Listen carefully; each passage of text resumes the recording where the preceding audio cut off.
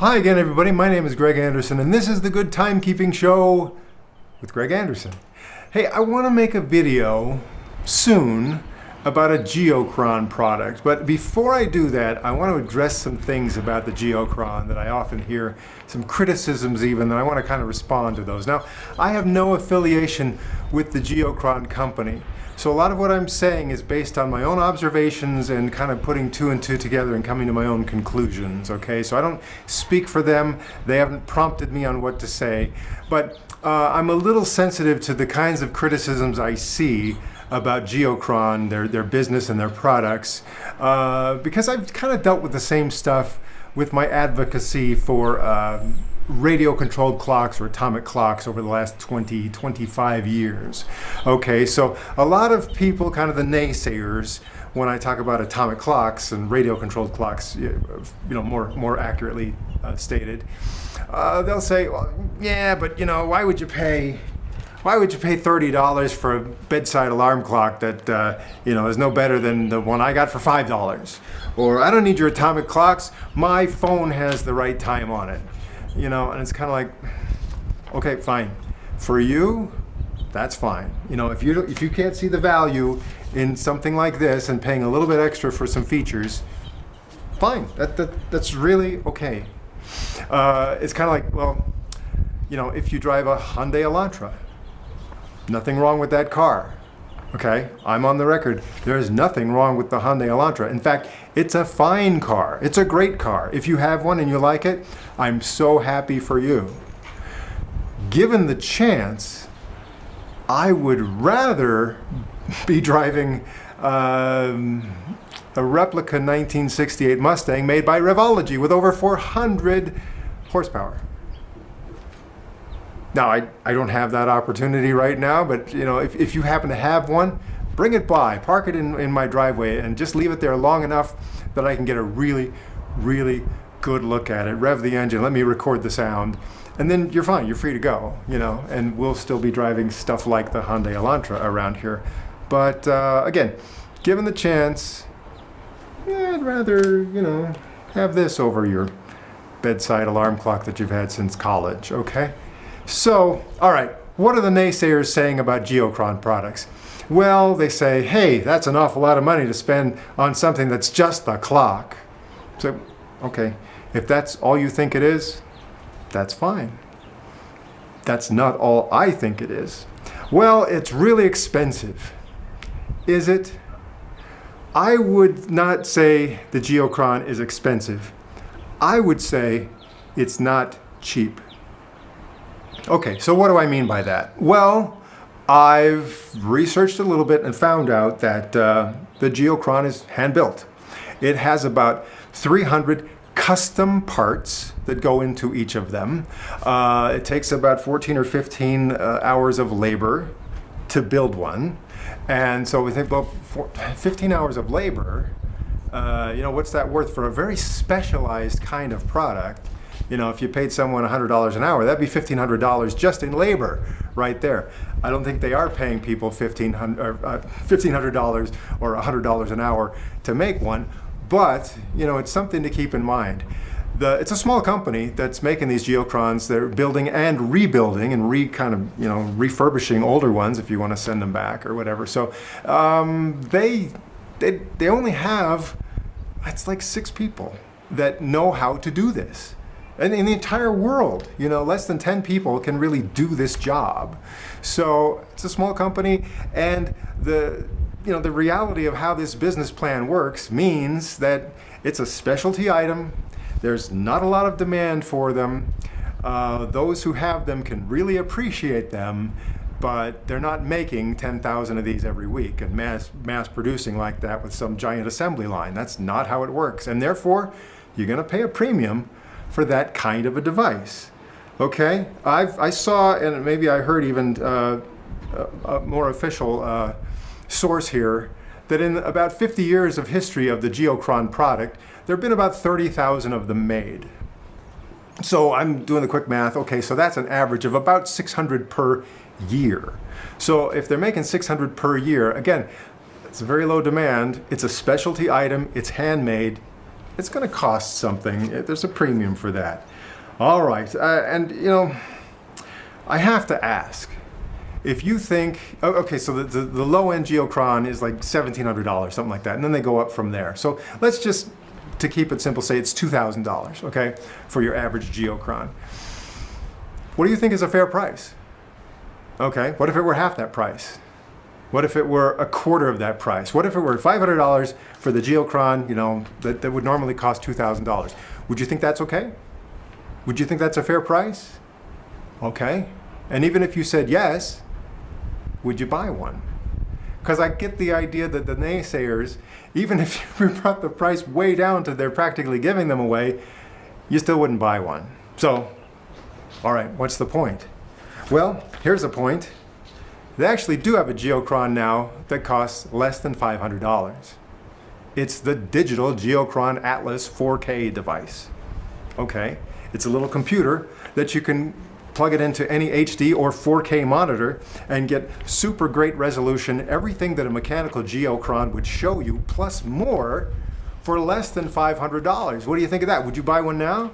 Or would you, like many of the naysayers say, it's just a little cheap computer that, you know, I could get those for dirt cheap and get the software and it shouldn't cost that much money. It's still too expensive. And I say again, it's not expensive. It is simply not cheap. So think of the reasons why the Geochron digital device is not cheap. They are the same reasons why the mechanical Geochron is not cheap. They don't have a super high volume of things that they're making, these devices they're making. They don't have a high demand for them. They're not selling 10,000 units a month. It's basically, again, a handmade item. And they're putting them out there, and with the current business model, this is what it takes to build and sell them. And for me, it's a bargain. It's everything I wanted in a Geochron, except it's not mechanical. But it shows me everything I want to see, and the display looks beautiful, and so for less than $500, I'm a happy customer.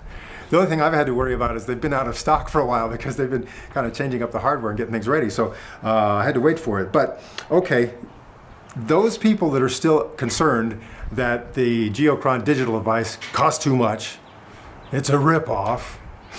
Come on, people.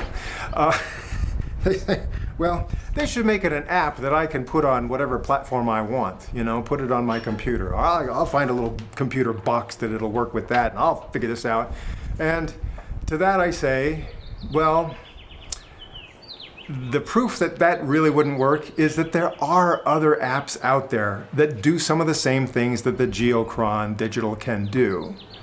But they're very stripped down. They're not as elegant looking. They're not as high resolution. They don't have as many features, and what they do have, they just don't present it as nicely as the Geochron device does. And you can go out there on the internet and you can find software and shareware and something that you can run as a screensaver and things that do what a Geochron does, you will say. But they just don't do it as well. Again, you can drive the Hyundai Elantra, and if you're happy with that, I am happy for you. But given the chance, I would still rather have that replica 1968 Mustang from Revology. What?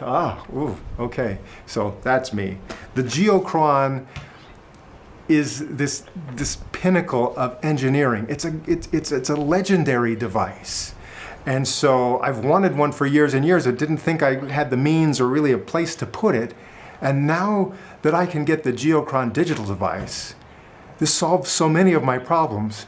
And while you may still say it's expensive, I say it's not cheap. And for me, in my current situation, it's affordable, and I can get it, and I can use it, and I'm really looking forward to it any day now. So, the good stuff about Geochron, I know that the folks who run the company, they believe that the Geochron is a status symbol. They respect that. And they want the Geochron name to stand for something special. It means something special to them, and when they put out a product, they want it to be special. So that kind of respect for the legacy of Geochron is a plus in my book, a very important plus. As for the mechanical Geochron, so they're still making them based on the same original design from over 50 years ago, the Kilberg Geochron, but the new one has some important upgrades. First of all, the motor that's running this thing, they had to upgrade that. They were forced to upgrade the motor because basically the guy who was an expert at making the motor for years and years and years retired. So, and the pieces, the mechanism behind that was so complicated that it was kind of hard to just, have someone else do it. So they came up with their new DuraDrive motor.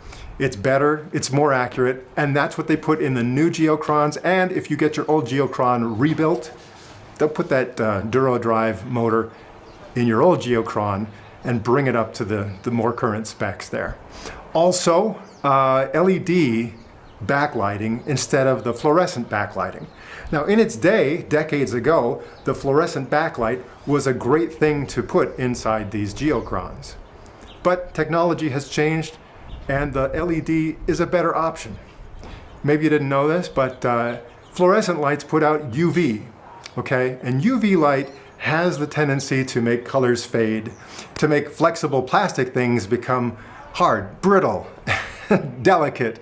So, so the scrolling maps that are inside the Geochron after years and years with that fluorescent backlight, the colors will fade, and it's less durable. The pieces that actually create the shading on the edges for the darker parts of the world, that becomes very brittle, and they'll replace all that and upgrade to LED lights that are going to run cooler, use less electricity, and not put out the kind of UV light that could over time damage the components inside there. So these are the kind of things that you get on the new mechanical Geochron or the rebuild.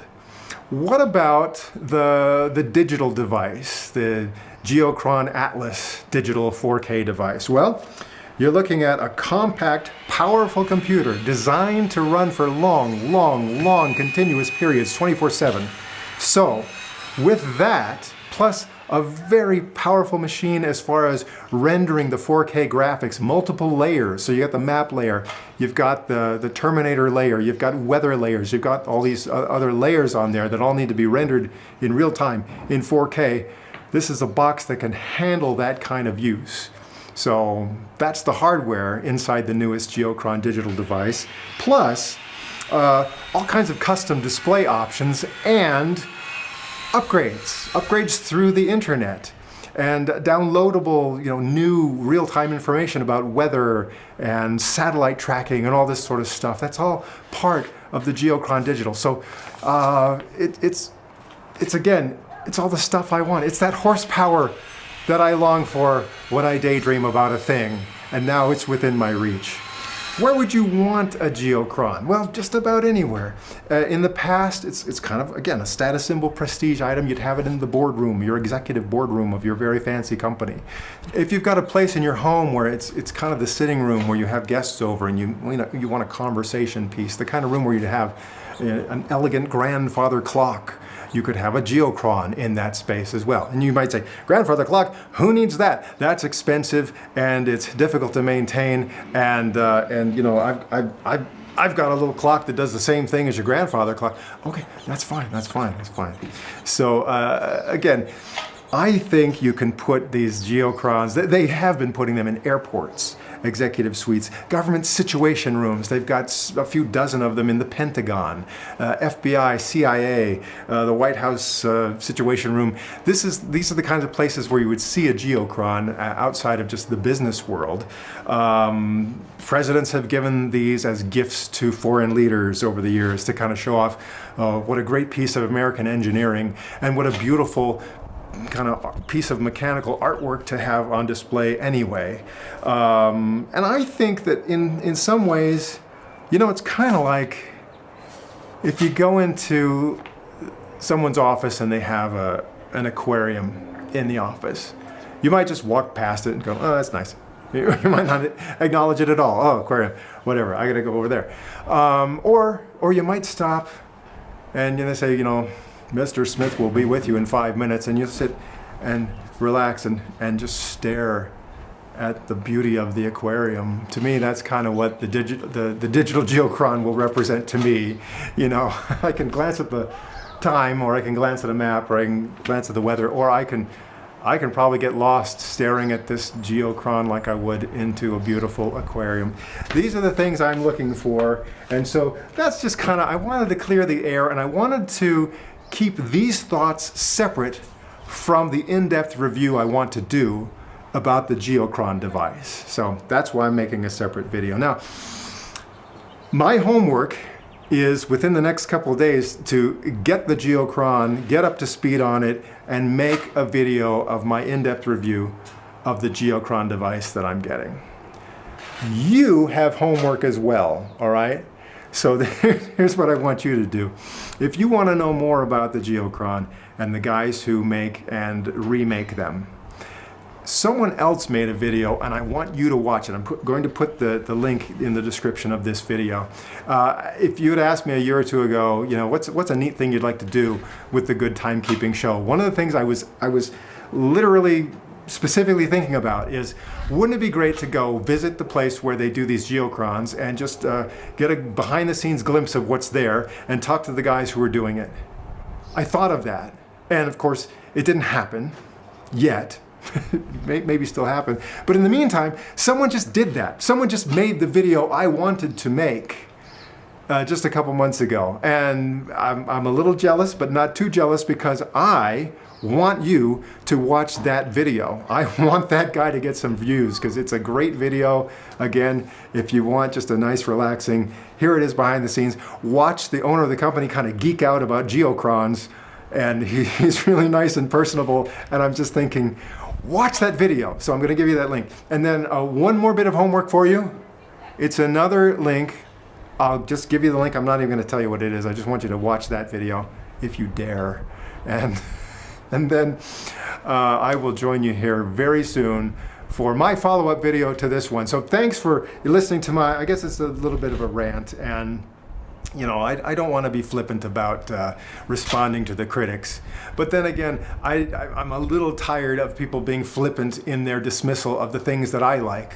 Like they'll say, well, why would you spend so much money on a wristwatch? You know, I can get one for 20 bucks at Walmart that's just as good as your G-Shock with your multi-band 6 and your tough solar power and all that stuff. I'm just fine with my $20 Walmart watch. And I'm thinking, again, I'm so glad you have something that makes you happy. I tend to prefer something more like this. So, okay. All right. So, okay, peace. Okay. Are we still friends? I hope so, because I want you to come back real soon to watch my next episode of The Good Timekeeping Show.